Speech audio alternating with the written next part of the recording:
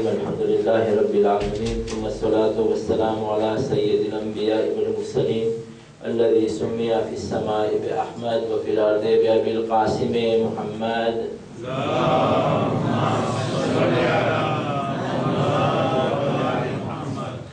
दर्शना पधारेली मानवंती दीकरीओ तथा बहनों, मानवंता जवानों तथा वडीलों, अस्सलामु अलैकुम व रहमतुल्लाहि व बरकातुहू।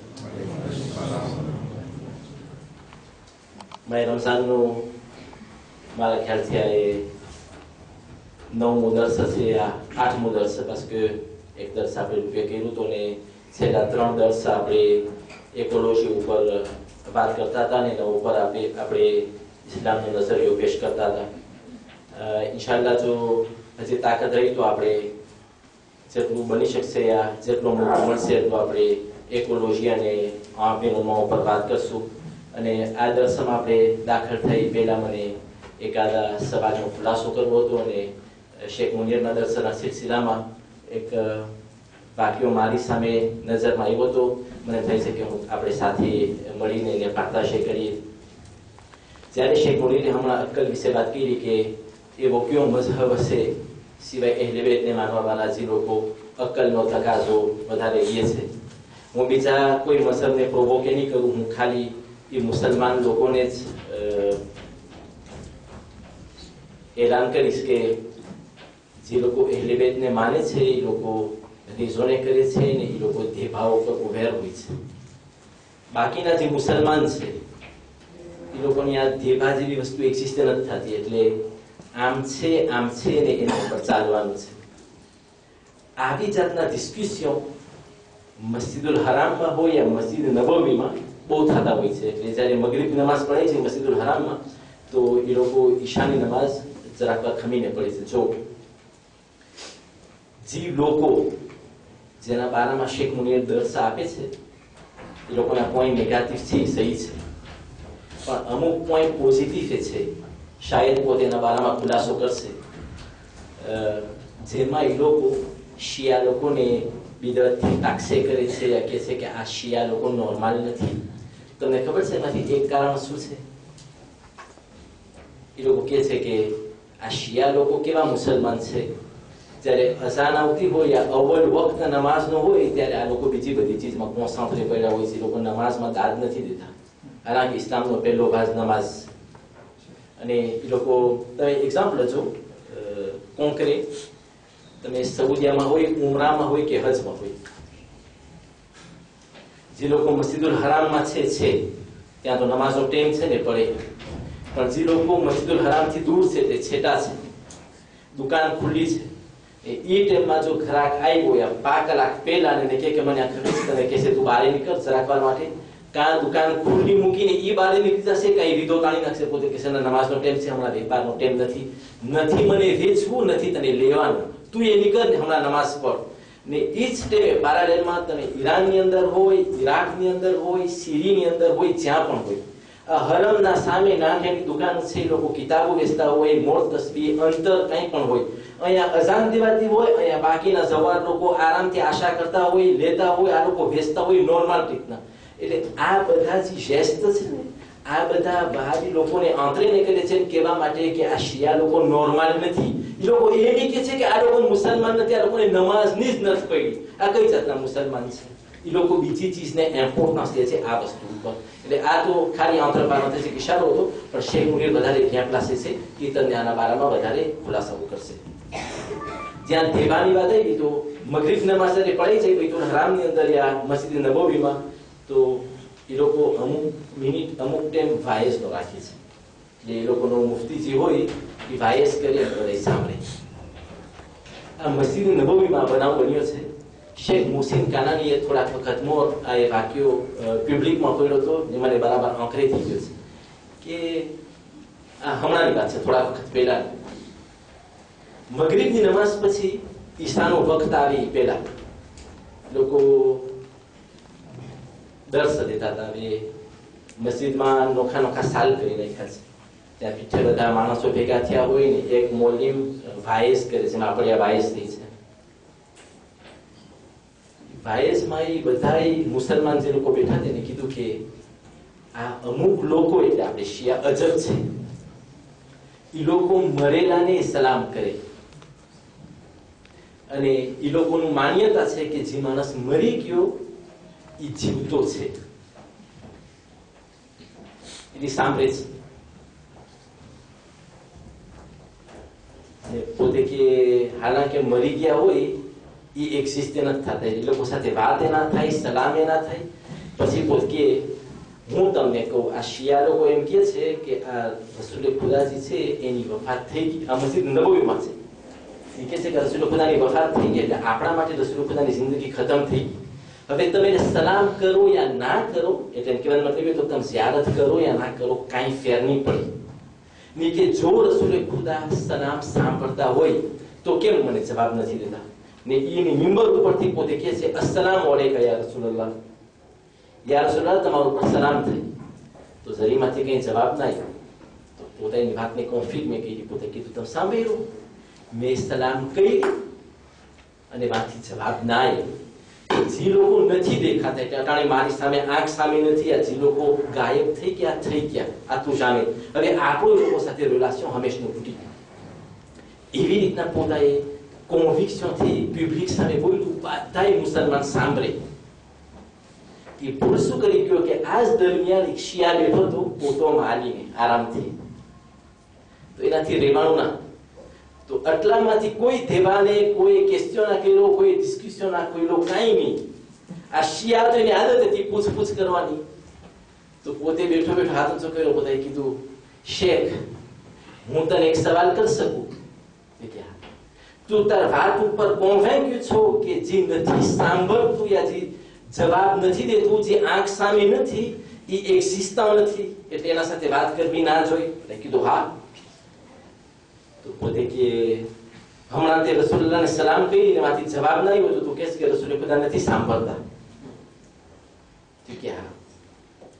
તો પોતે કે હું તને સામૂહિક રિએક્શન કરું છું, પછી તું મને કે છે તારો અકીદો ક્યાં છે? હાથમાં શું એના પોસ્ટમાં એક સ્ટીલો કર્યો તો પોતે સ્ટીલો કાઢ્યો પબ્લિક સામે ને પોતે શેખને કીધું શેખ તું માને છે કે ખુદા છે? તો શેખ એમ કે નથી તો એ કાફર છે.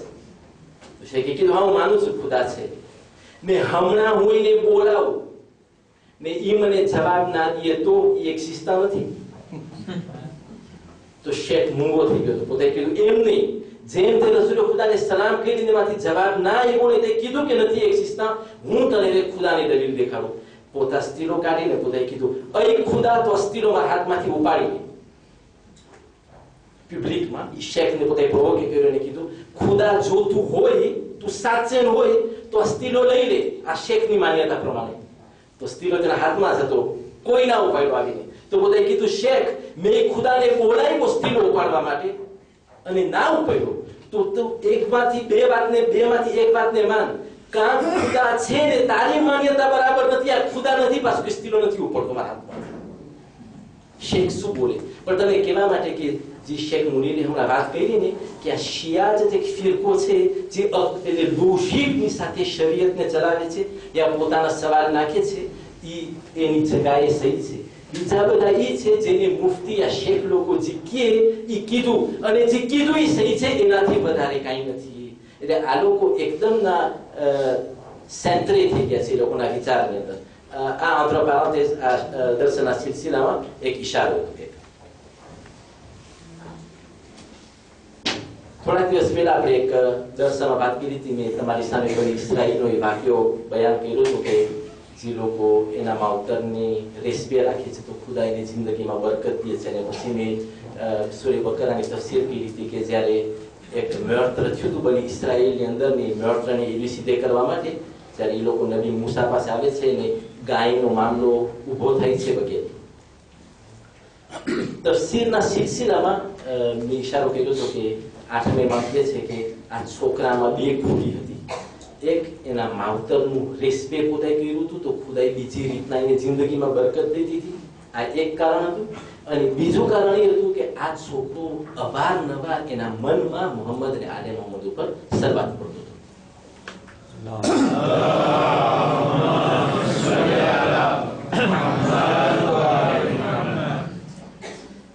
જ્યારે આ વાક્યો થઈ ગયો તો peut-être આસિસ્ટન્સ હજી ખુલ્લું નથી ખપે એટલે હજી એકલા જ નથી આ માણસો તો સવાલ કોઈ એવા કારણે ના કર્યો પણ અમુક લોકોએ બહાર નીકળીને યા બીજી રીતના મને સવાલ કર્યો તો મને કીધું અમને એક જ ચીજ તમે સમજાવો કે જમાનો નબી મૂસાનો છે હજી રસૂલનો જમાનો આવ્યો નથી હજી આલે મોહમ્મદ છે નહીં તો આ શરૂઆત ક્યાંથી આવી મોહમ્મદ અને આલે મોહમ્મદ ઉપર હાલાકી જમાનો નબી મૂસાનો છે લોજિક છે બરાબર ને એટલે જમાનો રસૂલનો નથી તો આ શરૂઆત આવી ક્યાંથી નબી મૂસાના જમાનાથી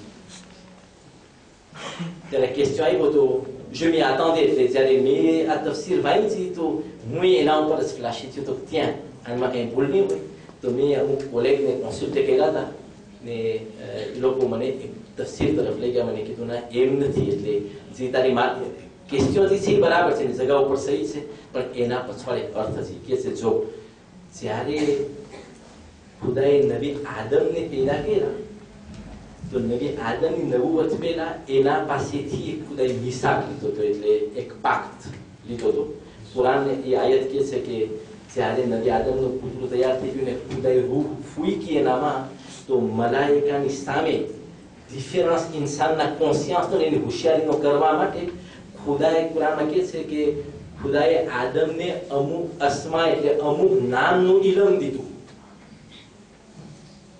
અને મલાઈકાને પણ કીધું અને પછી મલાઈકાની સામે એટલે આટલા લખો મલાઈકાની સામે આદમથી પૂછ્યું કે અય આદમ તો આ બધા નામ બોલ જે મેં તને શીખાડ્યા છે તો એ ક્યાં નામ હતા જે જનાબે આદમ પહેલી ફેરે બોલ્યા આ નામ બીજા કઈ નહોતા આ મોહમ્મદ અને આલે મોહમ્મદના નામ હતા જે જનાબે આદમ પહેલી ફેરે બોલ્યા અહીંયાથી જ્યારે સિલસિલો શરૂ થયો હર એક નબીએ સિસ્ટેમેટિક પોતાની કોમને મોહમ્મદ અને આલે મોહમ્મદના બારામાં ખુલાસો કર્યો છે એટલે પેશિન ગોઈ કરી છે ફ્યુચરના બારામાં કીધું છે કે આમ હશે અટાણે જે લોકો એક મેસીની વાત જોઈ છે ખાલી શિયાઝ નહીં ક્રિશ્ચિયન લોકો એક મેસીની વાત જોઈ છે યહૂદી લોકો એક મેસીની વાત જોઈ છે એટલે જે લોકો કિતાબની અંદર યા નબી ઉપર ઈમાન રાખે એ બધા એક મેસીની વાત જોઈ છે આ મેસીનું ક્રોયાસ જે છે ને એ નબીની ઓળખાણ ઉપરથી થયું છે એટલે નબીએ ઓળખાણ મેસીની દીધી હતી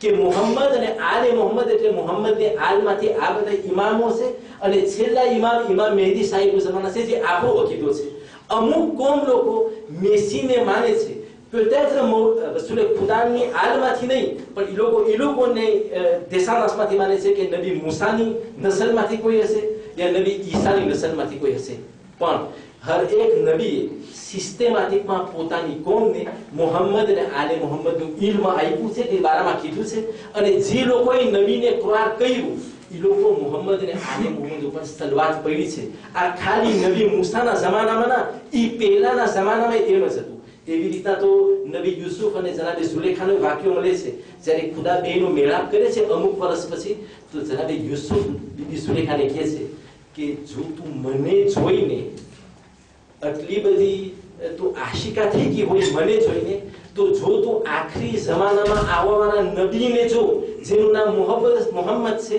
તને શું થશે તો ઝુલેખા નબી યુસુફ સામે જોઈને કહે છે તને કેટલું સાચું કીધું તો નબી યુસુફ અજબ થઈ છે પોતે છે તે મોહમ્મદને જોયા નથી મેં ખાલી તને વાત કરી તો કેમ તું મારી વાત ઉપર એટલું કુરાન કરસ તો પોતે કીધું જ્યારે તમે મોહમ્મદનું નામ લીધું ને તો મારા દિલમાં જે મોહબ્બત જાગી ને એ વાતને હું કોન્ફર્મ કરું છું કે તું સાચું બોલેસ એના નામથી જો મારા દિલમાં આટલું થતું હોય તો હું એને જોઉં તો મને કેવું થાય એટલે જેના દિલની અંદર ખુદાએ ઈમાન નાખ્યું એ લોકોના દિલની અંદર મોહમ્મદ અને આલે મોહમ્મદની મોહબ્બત ભેગી થઈ ગઈ છેલ્લી તફસીર આગા નજમુલ હસન કરારવી આ એવા આલિમ છે જે ઊંચા પાયે છે એ કુરાનની તફસીર ઊંડાણથી લખી છે બહુ સારી તફસીર લખી છે આ નજમુલ હસન કરારવી પોતાની કિતાબમાં લખે છે પોતે કહે છે કે આ શરૂઆતની તફસીરમાં કહે છે કે બની ઇસ્રાઈલમાં જ્યારે ફિરૌન મસ્તી ઉપર ઉતર્યો અને છોકરાઓ લોકોનું કત્લેઆમ કરવું શરૂ કર્યું એટલે તારીખ કહે છે કે 70,000 છોકરા મૂસા ના રે એના માટે ફિરૌને સભા કર્યા હતા કે નબી ના ઉતરવો જોઈએ તો એમાં ઘણા માવતરો વ્યાધિમાં હતા કે અમે અમારા છોકરાની કેમ હિફાજત કરી તો જે માવતર લોકો મોહમ્મદ અને આલે મોહમ્મદનું થોડુંક કોને સાંસ રાખતા હતા એ લોકોની ઔલાદ ઉપર સલવાત પડીને ફૂંકી છે અને જેના માવતરે જે ઔલાદ ઉપર સલવાત પડી છે એ લોકો બચી ગયા છે આ કતલથી એટલે એ લોકો જવા નથી ત્યાં ફિરૌનના હાથમાં એમાં નામ જે છે કે છે કે સામેરી જે નબી મૂસાના જમાનામાં હતો સામેરી જે નબી મૂસા જ્યારે મીકાત ઉપર જાય છે કોહેતુ ઉપર અને આ સામેરી જ્યારે એક કોર્ન એક તોરો જે માટીનું બનાવેલું હતું યા લાકડાનું બનાવેલું એક પૂતળું હતું ખાલી એમાં એ સામેરી એક માટી ફેંકે છે તો એ બોલવા માંડે છે તો ને બની ઇસરાઈલની કોમ આ જોઈને ગોટાળે ચડે છે એટલે નબી મૂસાની પ્રેસિડને મૂકીને લોકો વાહેલા જાય છે આ ઈ સામેરી છે તો જ્યારે નબી મૂસા આવે છે ને સામેરીને કહે છે કે આ સામેરી તે શું કર્યું ને જે વાક્યો બન્યું પણ ઈ સામેરીના વારામાં છે કે એના માવતરે સામેરી ઉપર સલવાત પડીને ફૂંકી છે એટલે ફિરૌનના જમાનામાં સામેરી બચી ગયો નકર એક છોકરો ના બચી શકે એક્સેપ્ટ મૂસા જેને ખુદાએ પોતાની કુદરતી ફિરૌનના ઘરમાં નાસિલ કર્યો પણ જે થોડા ઘણા છોકરા બચ્યા એ સલવાતની બરકતથી બચ્યા આ તફસીર અલ્લામા નઝમુલ હુસૈન કરાવી પોતાની તફસીરમાં લખે છે હું પાછો ઇન્સિસ્ટ કરું છું અવારનવાર હું મારા છોકરાઓને દર્શની અંદર ક્લાસ 11 માં જે લોકો મને ભેગા થયા છે આજથી 5 વર્ષ પહેલા 4 વર્ષ પહેલા 3 વર્ષ પહેલા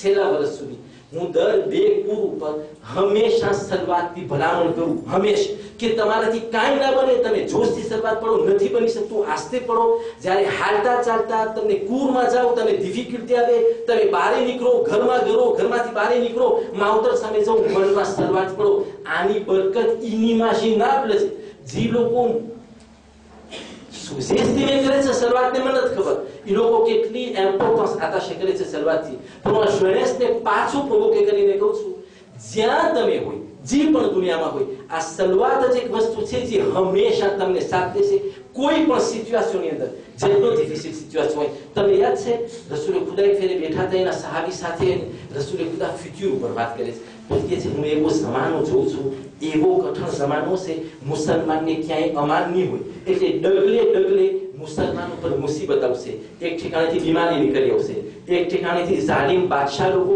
મુસલમાનનું કત્લે આમ કરશે ડગલે પગલે મુસલમાનો મરશે અને આટલી બળામાં મુસલમાન ઘેરાયેલો છે સવારના ઘરમાંથી નીકળશે સાંજના પાછો ઘર ભેગો નહીં થાય એટલા મોત જલ્દી થઈ જશે કે કઈએ મયત થઈ ગયો છે કઈએ દફન ક્રિયા થઈ જશે અડધા લોકોને ખબર પણ નહીં પડે આ બધી જમાનાના બારામાં રસૂલે ખુદા બોલતા ગયા જેવી રીતના રસૂલે ખુદા બોલ્યા ને આંખમાંથી આંસુ જારી હતા જ્યારે અસહાબે સાંભળ્યું તો અસહાબે રોવા માંડ્યા રસૂલે ખુદાની ત્રિસ્તેજ જોઈને તો કોઈએ પૂછ્યું યા રસૂલલ્લાહ આ જમાનામાં મુસલમાનને બચવા માટે કોઈ ઈલાજ નહીં હોય કોઈ સહારો નહીં હોય કઈ મોયા નથી બચવાની તો રસૂલે ખુદાએ કીધું ના છે મોયા છે એ મુસલમાન લોકો આવા કટોકટીના જમાનામાં તો શિસ્તેજ બચી જશે એ મુસલમાનો જે લોકો સિસ્ટેમેટિકમાં મોહમ્મદ અને આલે મોહમ્મદ ઉપર સલવાત પડતા હશે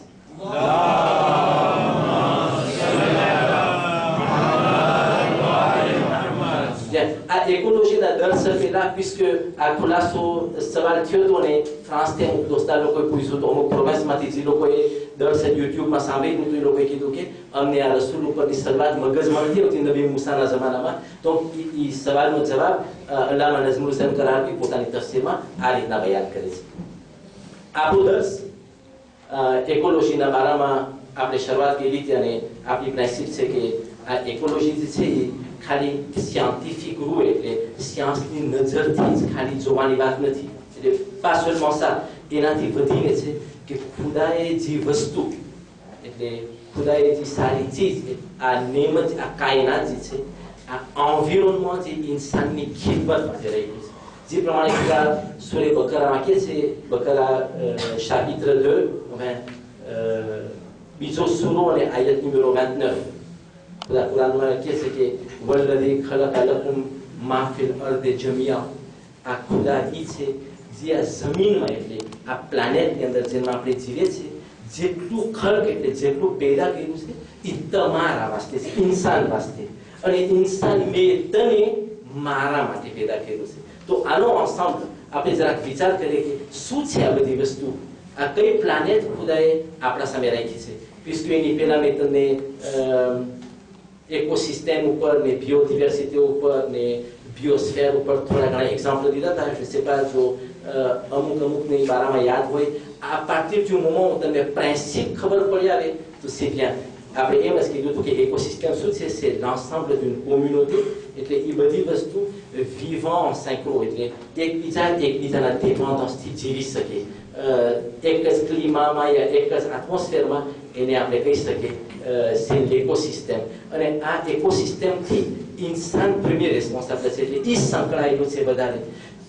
on s'en aperçoit même pas કે ખુદાએ કઈ રીતના સગવડ કરી છે ને આ સગવડ incroyable છે, incroyable. આજે હું જ્યારે ડોક્યુમેન્ટ થતો હતો તો મારી નજર પડી પાણી ઉપર.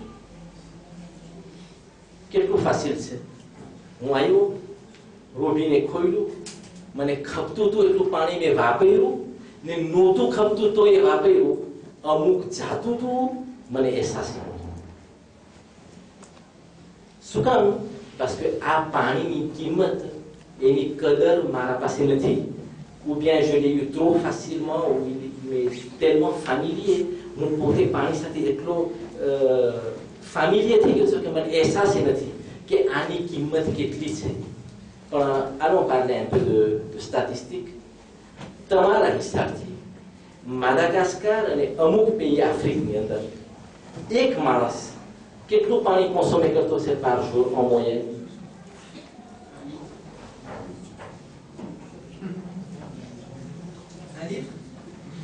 Combien?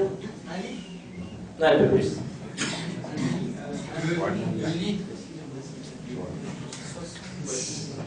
C'est beaucoup. 5 litres.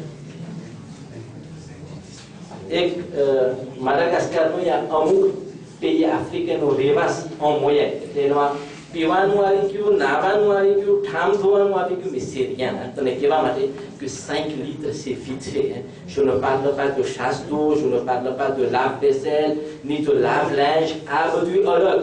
En moyenne 5 litres d'eau. C'est rien. C'est rien par rapport à un Européen qui consomme 125 litres d'eau par jour. Et Européen. Et c'est rien comparé à un Américain qui consomme 300 litres d'eau.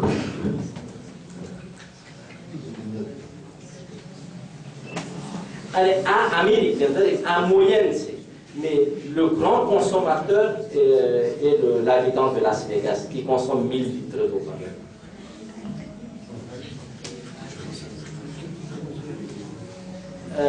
Musuka, ma statistique de ça vous surprend?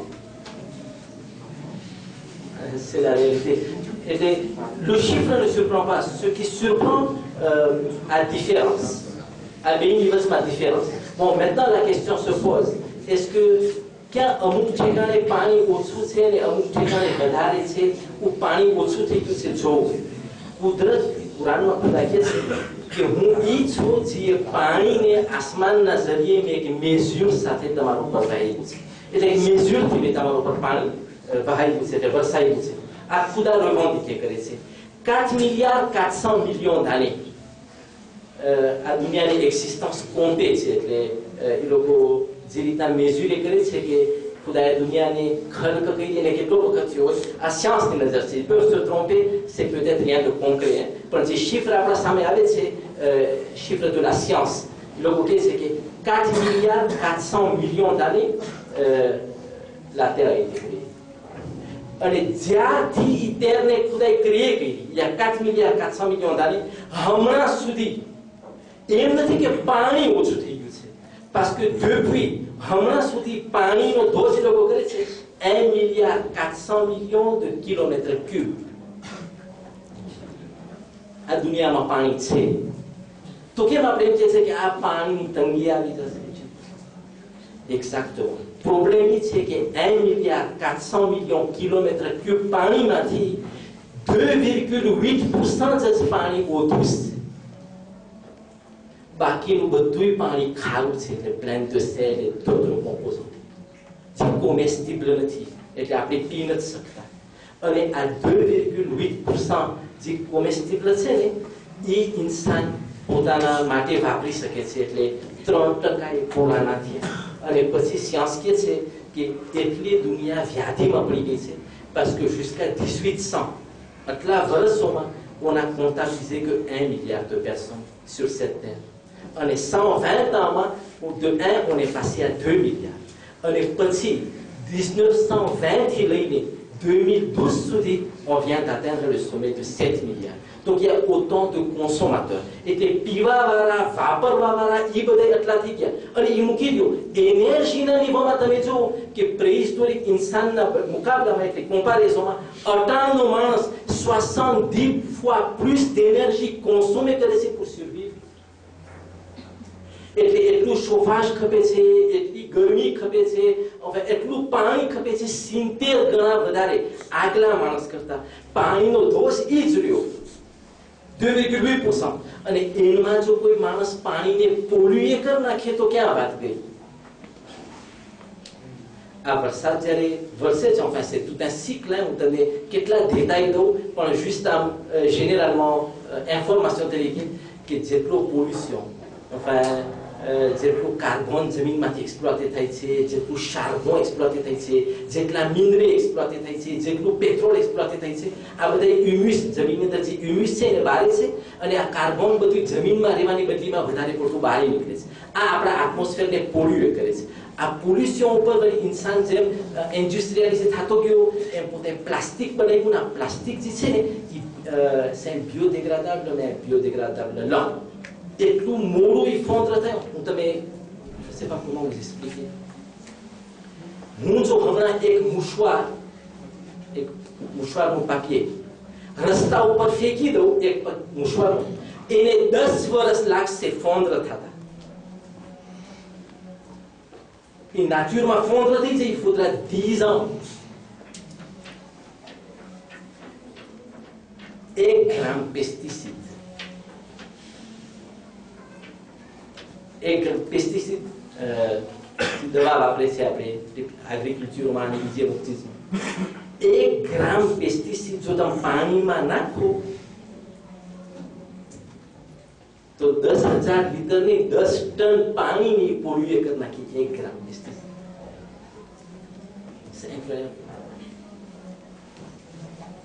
હજી તો આપણે કોઈ યુઝેની વાત નથી કરતા. કુદરતે છે આ સિસ્ટમ કેમ કરી છે કે જ્યારે એટમોસ્ફિયર આવી રીતના પોલ્યુ હોય તો વરસાદ વરસે પાણીના જરીએ. હવે એ વરસાદ વરસે તો એટમોસ્ફિયરને નેતવાય કરે, પણ ઉપરનું પોલ્યુશન જમીન ઉપર પાછું આવે. હવે ત્વા હોય, જેના ઘરમાં છાપરા હોય, આ ત્વા બધા મેટાલના હોય ને એમાંથી જેટલું પોલ્યુશન થયું હોય, બગડેલું હોય, રેસિડ્યુ હોય, એ બધું જમીન ઉપર આવે. ને એના સિવાય જેટલા કાનો મેલા છે, જી છે, એ બધું ભેગું થાય. આ વરસાદનું પાણી એક પાર્ટી રિવર જાય અને બાકીનું બધું જમીનની અંદર ઉતરે, જ્યાં નાક ફ્રેયાલિક છે, એટલે જે પાણી આપણે યુટિલાઇઝ કરશું ફ્યુચરની અંદર, એ પાણીને પોલ્યુટ કરે.